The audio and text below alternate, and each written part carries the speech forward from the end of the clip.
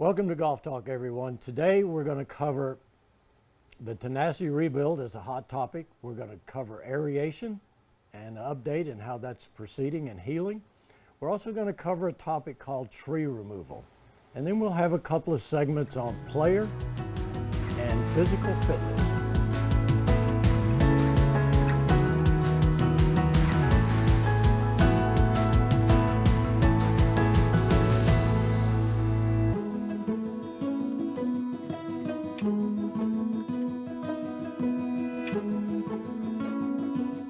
Welcome to Golf Talk. My name is Pat White. Today I've got two of our new directors, Brookley Flanagan's dad, Casey Flanagan, and Charlie McClure's dad, Wells McClure.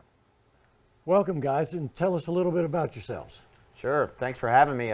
Casey Flanagan, born and raised in Knoxville, Tennessee. My wife Amanda and I, and our three children, we still live in Knoxville.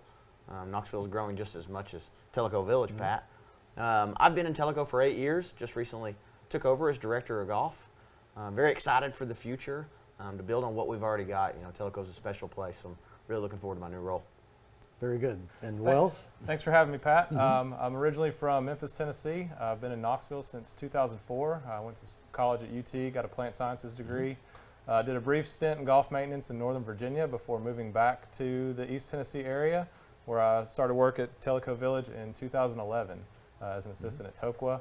I took over at Tenacity in 2012. I'm still currently the superintendent at Tenacity while also filling a dual role as the director of golf, helping the other two operations out as much as possible. Probably the number one thing on most people's mind is what's going on down at Tenacity, particularly with those two new buildings. Two new buildings, so you've seen a lot of movement around those two buildings now, Pat. We've seen those two buildings be married up to each other now as the new temporary clubhouse is starting to take shape. I want to thank our public works team. They're doing a lot of work on that new temporary building. And then you'll also see the temporary cart barn that's over there, and that's been there since the first week of January. So we're glad to have that fully operational, and the operation in general will start to look a little normal, starting probably at the end of April is our hopes that we'll be in there fully functional. That'll have a retail operation like we've always had. You'll have some food and beverage in there. As far as food, probably not the place you're going to go for your steak and potatoes, but not cooked food then. Definitely going to have some light snack options for you, beers, cocktails, of the sorts for when you're done with your round of golf. Okay, and is there any plans to, I heard there was going to be a deck on the back? There is going to be a deck on the back. That is true. It'll be right across there, looking over number 10, which I think is our signature hole at Tenacity. One of the harder holes in Tellico Village for sure. That's a tough tee shot, followed by a tough second shot. So beautiful view. Again, you know, you'll have the indoor option if the weather's not the best, or in the colder months, and then you'll have the outdoor option with that new deck as well. So my next question would be to Wells. Wells, can you update us on how the green aeration went this spring? It was a little bit cold spells hit, warm spells, and back cold again. Yeah, that's how did that affect you? And then I guess the follow-up question is, did it work out okay? Yeah, thanks, Pat. This year it went great. We separated it into 3 different weeks with all 3 golf courses. Toqua started. They had a fantastic week, great weather, lots of help. We combined forces from all 3 courses, and they got it knocked out. They did a double hollow tine aeration with about a 5/8 inch hollow tine. The following week, Kahiti went, the week of March 14th, I believe it was. They did a little different process with a larger hollow tine, followed right behind with, or they did the drill and fill first and followed that with a hollow tine, a little bit bigger tine. The drill and fill does take a bit longer to heal as it is a 1-inch hole. This gives us the ability to get down below the layer that our air fires can only go so deep. So the drill and fill is an essential process to kind of extend the life of our greens and improve the drainage. And then Tenacity went the week of March 20th. And again, we had pretty good weather, a lot of help. We were able to get a lot done the first 2 days. We had rain on Wednesday, so the fact that we worked, you know, kind of late on Monday was good because Wednesday was kind of a wash. The healing process went really well. It slowed down a little bit. Tenacity healed pretty quick.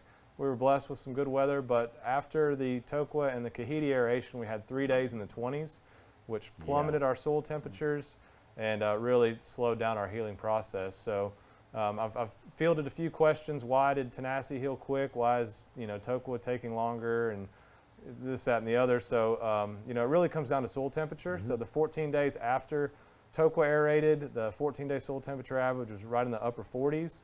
The 14 days following Kahiti's aeration was right in the low 50s, still just right in the upper 40s. And then the 14 days following Tenacity's aeration was in the upper 50s, low 60s. Wow. So naturally Tenacity healed pretty quick. So it's easy to keep that in mind. Don't think that someone's doing something wrong. A lot of it has to do with Mother Nature and the conditions that were dealt with, how quick we heal. But as it stands today, all 3 courses are in great shape. I would say probably one of our best, most successful greens aerations and the quickest heal time that we've had in many years. Casey, it's been a long winter. Are Tellico Village golfers using the ranges to get back into the swing of things? They are. They're back into the swing of things for sure. We're seeing that Tellico facility and the Kahiti facility both back on the grass. We were on the mats all winter to preserve that turf, and obviously that turf's not going to grow back in the dormant months. So the mats serve their purpose at the Tellico facility, but they're back on the grass. Kahiti's on the grass as well, and you're seeing a lot of people out there. That Kahiti range, honestly, Pat's one of my favorite ranges. Oh, mine too. It's flat. I think it's one of the best ranges within 30, 40 miles of Tellico. What did Jordan do down there with the short game? Yeah, so if you go over there to Kahiti, you'll see it. 30, 40, 50, 60, 70, 80, and 90 yards. You'll see some new posts out there, kind of a wedge range, right? Somewhere to hit some shorter shots, a good, we're going to go through this a lot in golf talk, but we're going to learn a lot within how to get better at golf, but a big piece of that is going to be your short game. So Casey, are there any other tips we can have as golfers to get us back into shape? Yeah, at the end of this, I'm gonna give some golf tips, as well as right now, I'd like to go to Mark Croy, who's one of our residents, and he's a TPI certified instructor. Mark's going to give you some stretching techniques that you can use to increase your flexibility, which is obviously going to lead to power. So let's show that now.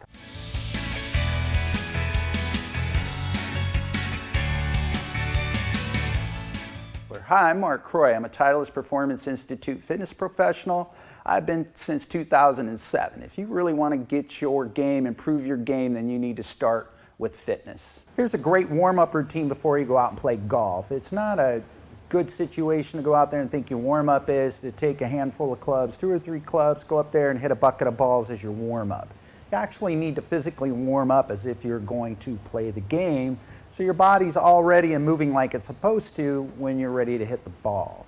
So here are some great exercise or easy things you can do out on the course before you hit balls or before you play.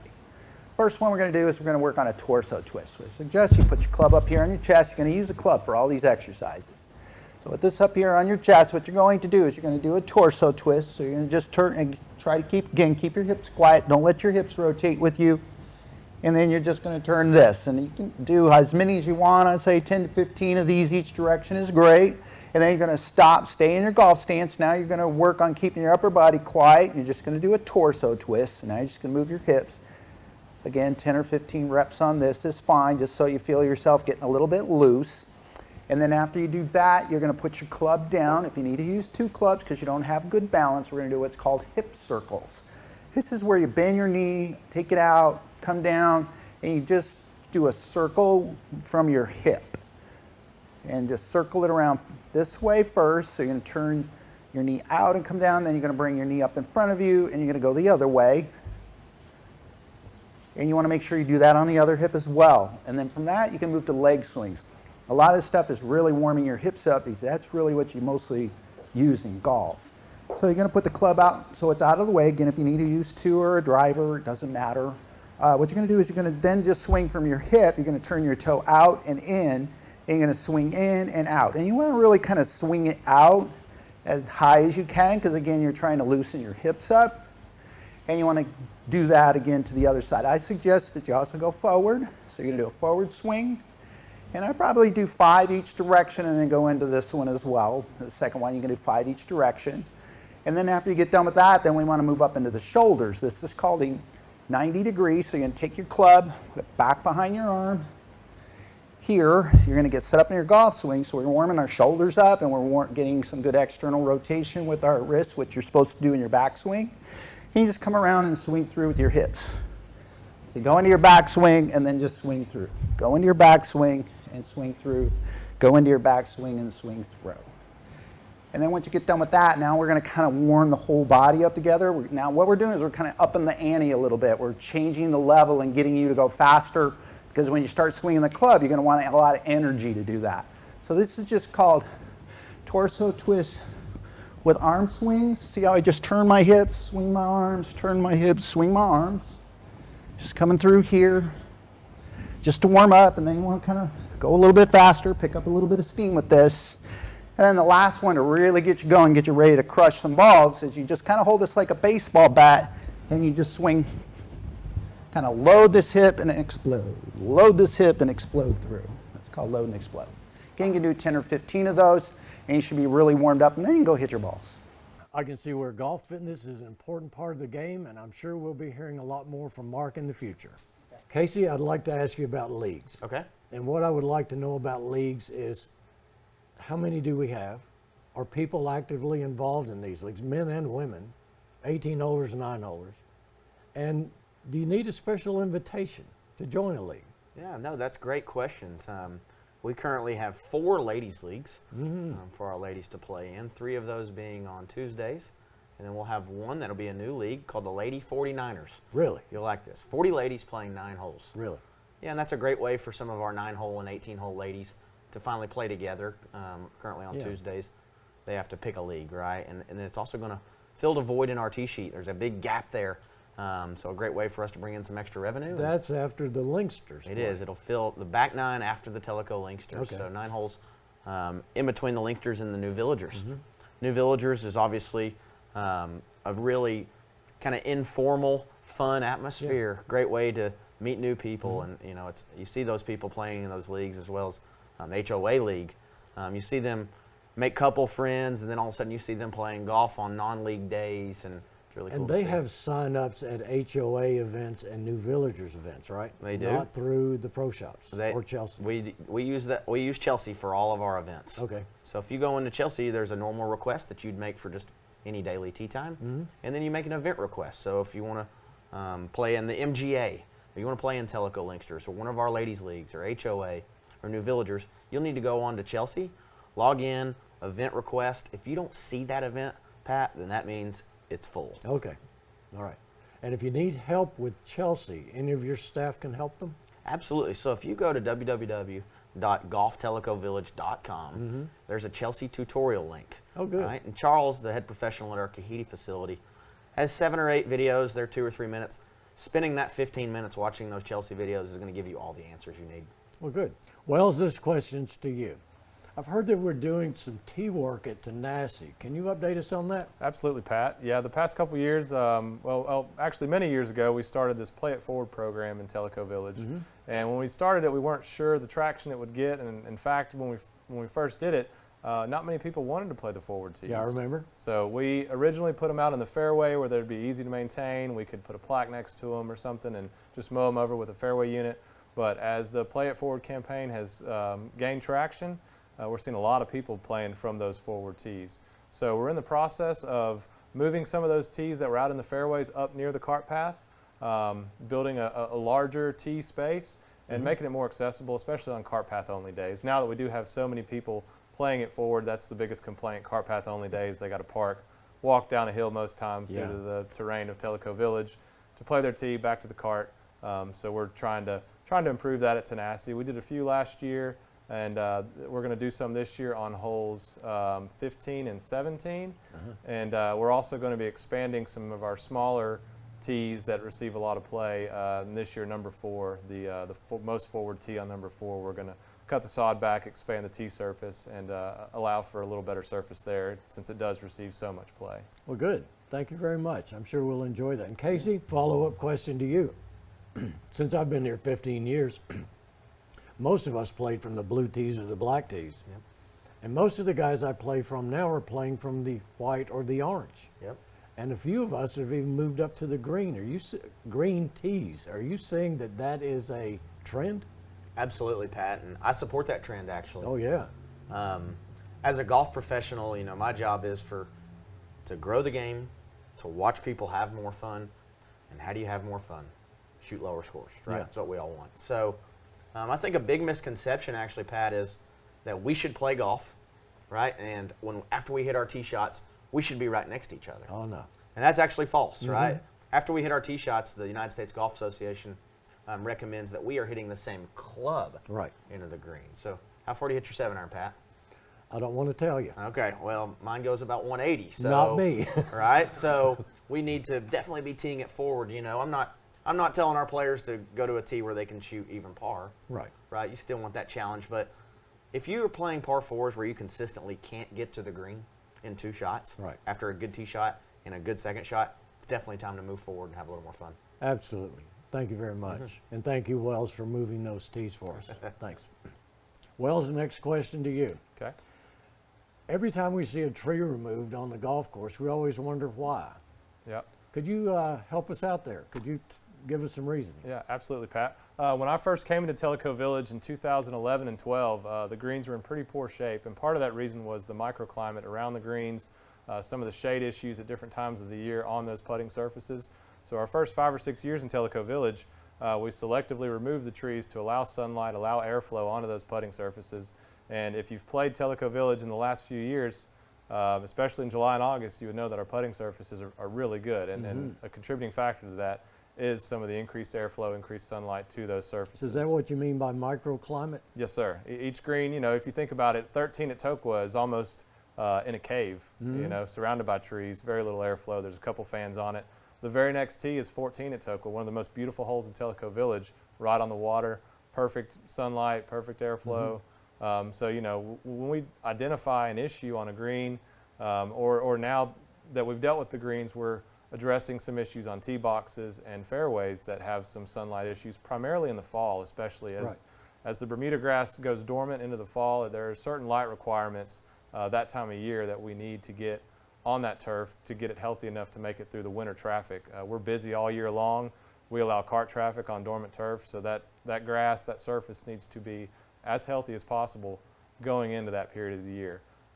So when you see a tree come down, don't think we're just out cutting trees. Honestly, that's a last resort. Cutting a tree is a lot of work, and it's something that's stood there for a long time, and it's not something we do lightheartedly. We try to do everything culturally with aerification, verticutting, fertility-wise, based off a soil test to improve those areas. And a lot of times when a tree comes down, it is a last resort. And when that specific tree comes down, it is due to the fact we've identified that tree through certain applications like Sunseeker, or things that will tell us how much sunlight that surface will get at different times of the year, whether it's spring, fall, or full, you know, in the summertime. So if we use Tokwa number 8 as an example, we were cart path only on that hole most all last summer. That's what you're talking about, because I think 1 or 2 trees came down on the left side. You removed them. Yes, absolutely. So that was the reason for it. Yes, absolutely. That hole in the fall of the year receives only a few hours of sunlight a day, past about mid to late September. And that's kind of a small fairway, a lot of cart traffic. You know, you kind of enter and exit in the same spot. And with that decreased sunlight, they had some disease issues they had to address, some fertility issues they had to address, and they have addressed those issues. And the last thing that we felt like we needed to do was remove a few trees down that left side to open up some sunlight in the fall.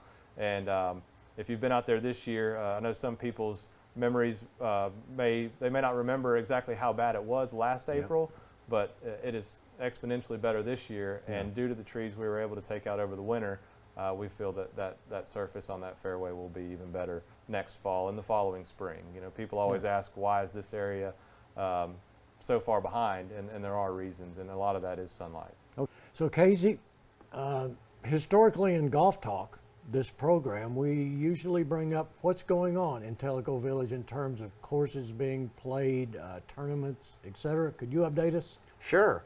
At the end of April, April 29th and 30th, we'll have our senior club championship. You gonna play, Pat?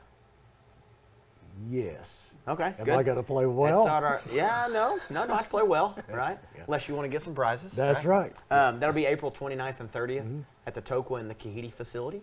So one round at each of those courses. And then as we look forward into the summer, we'll have our Red-tailed Hawk Invitational. That's kind of our men's premier event, and that'll be in June. And then I'm actually pretty excited to announce something that I've kind of taken charge on in October. which will be our couples championship. Really? That's Yep. new. That's new. Couples championship, going to be a dinner for it and everything, Pat. So we're really excited about that event. Good. More details on that will come out soon. Good. Casey, I understand you have a very important tournament coming up. Not a local tournament. No, Can you it's tell us about that? Sure. I will be. I've qualified for the National PGA Professional Championship. So there's about 30,000 PGA professionals.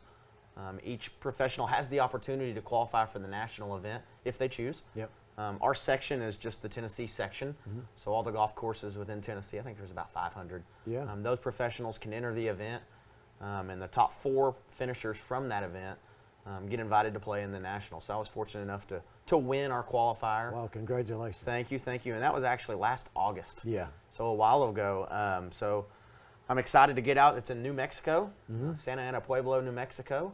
So I'm excited to get out there. It's April 30th through May 3rd. Well, good. Best of luck to you. Thank you, thank you. Yeah, I'm excited to see it's a different type of golf course for sure. I've actually played the golf course before, so that'll help me a little bit. And the event will be on the Golf Channel, actually, Pat. So, Well, since you're good enough to get on the Golf Channel, and you're good enough to beat out all those people in the state of Tennessee, do you have any tips for us? actually, it's funny you asked that, Pat. A few springs ago, I shot a segment alongside the water there at Tenacity on chipping and pitching. And I think coming out of winter, when you're starting to see some of the grass is green, some of it's dormant, right? And you get those awkward lies where it kind of feels like the ball settles down a little bit sometimes, especially when you're trying to hit a shot to an elevated surface. So I'd like to show that segment now, Pat, if you don't mind. We would love to see it. Perfect. Hello everyone, welcome to Tenacity Golf Club. I'm here greenside alongside the lake here, and I'm going to walk you through a few things that I like to do myself when I'm on the golf course and with my students that pertain to chipping. Here we're going to see some dormant grass throughout the winter months. You'll notice it changes colors. It becomes imperative that we make good contact and hit the golf ball first when we're chipping. So I'm going to walk you through just a couple steps to help you do that. You'll notice I've got some thicker grass here, so I'm not going to putt this golf ball. I would love to putt it, but in this case I need to hit it up over the grass, what we call the fringe, and get this ball onto the green and get it rolling towards the hole.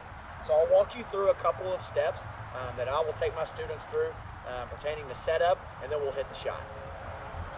As I set up to this golf shot, you're going to notice a couple of things that I'm going to remain consistent with no matter what club we choose. Here I've selected my 54-degree sand wedge only because I want to get the ball up in the air. It's not going to be in the air for long, but it's going to be up in the air, and then most of the shot is going to be on the green rolling. When I set up to this, you'll notice my feet are very narrow. I don't need to be wide. I don't want my body to move laterally. I want to stay narrow, and I want to stay very still in my lower body. As I set, I will take my hands on the golf club with about a grip about an inch down, okay? So I want to see you choke down on this. Just get a little more control of the golf club. When we're choked all the way to the top, when we're holding it from the top, we're not going to have near as much control as we will when we choke down a bit. So here I'll set up to this. You'll see me take a couple of practice swings. I'm going to go back and through. And when I do that, I really want you to watch my upper body. My upper body is moving a lot. My knees are very quiet when I hit this shot. They move slightly, but they're very quiet overall. In contrast, what I see a lot of students and a lot of players in Tellico Village is this. Instead of back and through with body, I see back and flip with hands, okay? So we think about the design of this golf club. I want to get a strike right onto the back of the ball. So I'm right down into the back of the ball. If I show you what I just showed you on the second part, we try to flip it up in the air, and you see that the golf club actually isn't using the bounce, the bottom part. We want to slide that across the ground and let this ball get up in the air. When you hit this with the leading edge, if you're a player who hits this shot quite often, right? Too much hands trying to flip. We don't want to help it. We don't want to flip it up in the air. We want to hit down into it and let the ball pop up. So feet are narrow. I'm choked down about an inch. I'm going to rotate back and through using my upper body.